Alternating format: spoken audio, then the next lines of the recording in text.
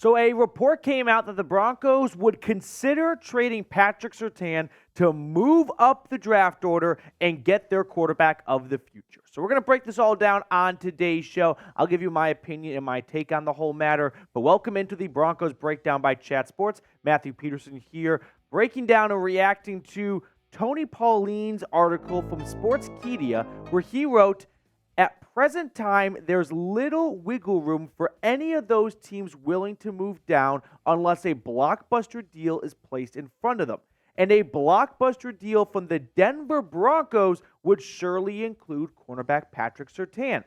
I'm told while the franchise doesn't want to trade Surtain, they would consider moving the corner only as a last result to secure one of the top passers." My reaction to this is, I'm calling cap on it. I'm calling BS. I do not believe the Broncos are going to consider or are ever going to pull the trigger on trading Patrick Surtain to go from 12 to 1 to 2 or to 3. I don't buy it. I don't believe it.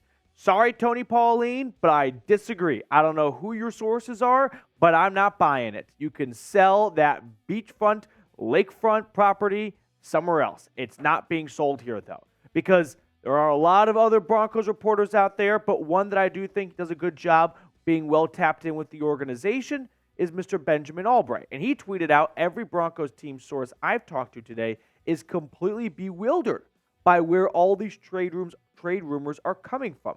Take that for what you will." Now, to push back on this being the gospel, every single team, in most cases, except for like the Jets and Zach Wilson, are going to deny the idea of wanting to trade some of their players away. Because if a trade does not happen, the last thing you want is for word to get out that the Broncos are open to trading Patrick Surtain. And if a deal cannot be struck, how awkward would that be when Pat Surtain walks into the locker room for OTAs and he's looking at Sean Payton and George Payton going, "You're the guys who tried to trade me"? That might be a big elephant in the room. So until a deal could actually get done, no team is going to likely come out and say, "We're open to trading this player," unless it's a very obvious divorce that everyone is ready to move on from. But that is not the case for a star player like Pat Surtain. I'm also here to remind you guys, Pat Surtain is freaking awesome. I don't know how many people need to hear this, but I'm going to say it one more time. Patrick Surtain is freaking awesome. He is the best cornerback in the National Football League, in my opinion. Through 3 seasons, he's been Pro Bowler twice, All-Pro once, got snubbed this year, but whatever. 187 tackles, 7 interceptions, 36 pass breakups. He consistently goes up against the best wide receivers in the National Football League, and he shuts them down. Now, if that's not a good enough reason for you to believe that Denver wants to hold on to Pat Surtain, even if the Broncos were willing to trade Pat Surtain to move up, I don't think they could get a first overall pick out of it. I mean, let's look at a rough blueprint of what it costs for a team to go from 9 to 1, which we saw last year. And that was a first-round pick swap, and then on top of that, a second-rounder in 2023, this year's first-round pick, a future second, and DJ Moore. That got Carolina from 9 to 1. Denver needs to go from 12 to 1. So, in all likelihood, it would cost a little bit more than this. And Denver doesn't even have a second-round pick this year to offer. So, what about another similar blockbuster trade? When the Rams went from 15 all the way to 1. So this serves as kind of a Papa Bear, Baby Bear, and Denver sort of the Mama Bear right in between these two historic trades, where the Rams went from 15 to 1, and in exchange for that pick swap, the Tennessee Titans picked up that year's second-round pick, and third-round picks. So 3 day 2 picks. Keep in mind, Denver only has 1 day 2 pick this year, and a future first, and a future third. So yes, the Rams were able to get away by only giving up 1 future first-round pick, but they also had 2 seconds and 2 thirds in that draft to offer, something Denver cannot do. So it's not easy to go apples to apples and say, this is all it would cost to get to the first overall pick. Also, that was a draft class with Jared Goff going first overall. Caleb Williams coming out of USC has much higher grades than Jared Goff did coming out of Cal. So it's not even a fair comparison to make. The Bears know this. They know Caleb Williams is much more of a valuable blue chip prospect than Bryce Young or Jared Goff was coming out of college. So these trades, they're not even close to enough. And again, with Denver not even having a second rounder to offer, if the Bears were actually even open or willing to trade that first overall pick away, I'm sure they could find much better offers than what Denver can offer, which is a 12th overall pick. And if they did include Pat Surtain, I mean, are the Bears going to really settle for less draft compensation? Pat Surtain's an awesome player, but a lot of times when teams make these blockbuster trades, they are looking for draft picks, right? Not players that they may have to extend and make it the highest paid cornerback in the league. So I just don't see how, even on the Chicago end of this deal, they'd be interested in taking less draft compensation for Patrick Surtain. My guess is they'd want all those picks and then toss in Pat Surtain like it's David Putney, except it's not a punt returner. It's the greatest cornerback in the National Football League right now. So would you include Pat Surtain in a trade package? I have seen some people on Twitter take a screenshot of their PFF mock draft where they went from 12 to 1 and all they included were some future first or maybe no future first but Pat Surtain. But what that does not take into account is, do you have a dance partner? It takes two to tango. Are any of those top three teams willing to move down? I've got my hesitations on that. Now, speaking of the top three teams, let's talk about the top three quarterbacks. Because if it's not going to be Caleb Williams at number 1, could Denver try and move up to get Drake Maye or Jayden Daniels, right? We'll talk about those guys later on. But let's talk more about Caleb Williams because Sean Payton, during his hiatus after the Saints head coaching gig and before coming to Denver, hopped on the herd back in November of 2022. And here's what he had to say about Caleb Williams. I think he's a generational player. At some point, we're going to move to a lottery system in the NFL. This is a player that possibly does that. So it's no surprise and no secret that pretty much every head coach has really high grades on Caleb Williams.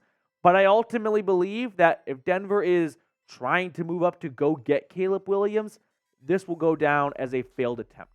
Because again, like I just said a moment ago, it takes two to trade. And I don't know if anyone's going to pick up on the other end. In fact, I remember hearing about the Minnesota Vikings last year trying to trade up to get Anthony Richardson. Brett Kollman, who does a fantastic job of being an inside X's and O's guy for the league on YouTube, he had this to share with Mina Kimes. I don't think people realize how hard the Vikings tried to trade up for Anthony Richardson last year. The haul that they put on the table was massive. They were going to give away the entire farm and all the cows, all of it. They were going to give everything, but it takes two to tango. This is where I ultimately think this trade idea will end. Denver will maybe make some phone calls. They will try and do everything within their power to move up without giving up Patrick Surtain. I don't think they're going to give up Patrick Surtain or entertain the idea of giving up Patrick Surtain, but ultimately, the Bears likely go quarterback. The Washington Commanders need a quarterback. And the New England Patriots, unless they think Jayden Daniels is some overrated QB and they don't want to waste a third overall pick on a quarterback that they're not even so sure about, I think all three QBs go 1, 2, 3 in that order. Now, if you think I'm full of it, I got good news for you. Next up on the show, I am going to do my best to create a path for Denver to move into the top 3 without giving up Patrick Surtain because I'm not interested in trading away future Hall of Fame talent, and that's what PS2 is. But before we get to that, I do want to tell you guys about our sponsor today, which is Prize Picks. We got the big game coming up in just over a week. And if you want to make some money while watching the Super Bowl, go to Prize Picks right now because all you got to do is pick 2 to 6 players and then choose more or less on their projected stats. Now, the more players you select, the more potential winnings. So let me give you an example of what I am talking about. Here are my selections for Super Bowl Sunday. I like the more on Patrick Mahomes' passing yards at 0.5. I also like the more for Isaiah Pacheco at half a receiving plus rushing touchdown. And then finally, I like the more for Christian McCaffrey at 35.5 receiving yards. So if you like my selections, feel free to ride with me over at Prize Picks. When you go to prizepicks.com/CLNS and use code CLNS, you're going to get a first-time deposit match up to $100. Terms apply, but again, prizepicks.com/CLNS and use code CLNS for a first-time deposit match up to $100. I put all that information in the comments and description of today's video. Prize Picks, daily fantasy sports made easy. The only chance I see for Denver moving up to the top 3, it's a very slim chance, but it's the Bears decide to stick with Justin Fields, right? They get in their war room, they order a bunch of pizzas, and they come out of that room deciding we have our franchise quarterback. And so they are open to trading the first overall pick. Now, I don't think Denver can jump from 12 to 1. If word gets out, the Bears are open for business, other teams will have better offers to go from wherever they are to the number 1 overall pick. In fact, I could even see the New England Patriots giving Chicago a call and saying, we want to have the right to decide who our next quarterback is and not wait and see who is available. So I could see the Patriots calling Chicago saying, have you guys go from 3 to 1, and for only dropping 2 spots, we're still going to give you a future first-round pick. That's outlandish. That is a major overpay, but that's the price of doing business when Caleb Williams is in this draft. So I could see New England going from 3 to 1 because the Bears are sticking with Fields. So now Denver gives Chicago a call because the Bears just went from 1 to 3, but they still don't need a quarterback. But Denver does. So what about this trade idea? The Broncos go from 12 to 3 after the Bears move back. And in exchange, the Bears pick up a future first rounder from Denver and a future second rounder. I feel like this is still probably a little bit too light, and Chicago would want more, but they may have, a full belly syndrome after getting a future first from the Patriots. And Chicago, by the way, comes out of this with the 12th overall pick and 3 first-round picks themselves, Denver's, and New England's in 2025. And that could be something Ryan Poles, the GM for the Bears, can get behind. So if the Broncos are able to pull all that off, they can move up to 3 and take Jayden Daniels or Drake Maye potentially. But that's a big if. You need the Bears to decide they don't want Justin Fields. Another slim opportunity would be if the Patriots decided we don't really like Jayden Daniels. Like, other people might, but we don't. And we're not going to use the 3rd overall pick on a non-quarterback when we can move back a couple of spots and get a haul because someone else thinks Jayden Daniels is their franchise QB. Those are really the only 2 small, narrow paths, I think, for Denver to move up into the top 3. So let's say those small, narrow paths do not come to fruition. Well, there are some other quarterback targets for the Broncos. These are guys I could see going round 2 and into day 3 of the draft. Michael Penix, Bo Nix, J.J. McCarthy. Maybe one of those 3 guys slips into the end of round 1. We'll have to wait and see how the combine performs, but for now, I got them down for day 2 grades. And then Michael Pratt out of Tulane and Joe Milton, I could see them being on the earlier side of day 3. But the 2 big names, I'm a big fan of Michael Penix, but I don't know if Michael Penix fits Sean Payton's system very well. However, I could see Sean Payton watching a lot of Bo Nix film and J.J. McCarthy film because those are quarterbacks that really dominate in the short, intermediate passes over the middle of the field, read defenses very well. They might not have cannons of arms like Michael Penix and Joe Milton do, but that's not really what Sean Payton is looking for out of his quarterback. So I could see Payton doing a lot of research on Bo Nix and J.J. McCarthy, and maybe he comes out of that research with a bit of a crush on J.J. McCarthy, right? I think J.J. McCarthy at Michigan had a lot of really quality, good traits in terms of decision-making. Right now, we are seeing Brock Purdy take his team to the Super Bowl, and he doesn't have some cannon of an arm. Like, Brock Purdy is not an Olympic sprinter, but Brock Purdy does make really good decisions. And sometimes the best throw is the throw you didn't make. And J.J. McCarthy at Ann Arbor had a lot of great decisions, and he also had some very, very nice precision accuracy types of throws.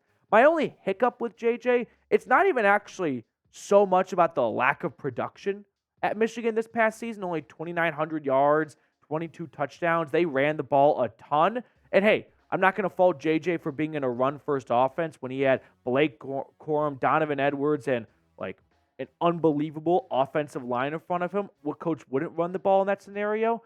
But we're a few days into the Senior Bowl right now, somewhat, in Frisco, Texas, and Roman Wilson, his number one wide receiver, has been one of the most dominant receivers at the Senior Bowl. Why didn't we see more of that at Michigan? Why am I seeing Roman Wilson thrive now that he's not catching balls from J.J. McCarthy? I could be reading into it too much, but that's a little quirky, don't you think? Now let me know, which quarterback do you want to draft after the big three? If it goes Caleb Williams, Drake Maye, Jayden Daniels, in that order. After that, those 5 guys we looked at, and those are my next 5 favorite quarterbacks, which one would you like the Broncos to draft? That's going to do it for us on this edition of the Broncos Breakdown. If you enjoyed our content, please consider subscribing. The more subscribers we can get, the more studio space I can get here at Chat Sports, and that means more content for you guys at home.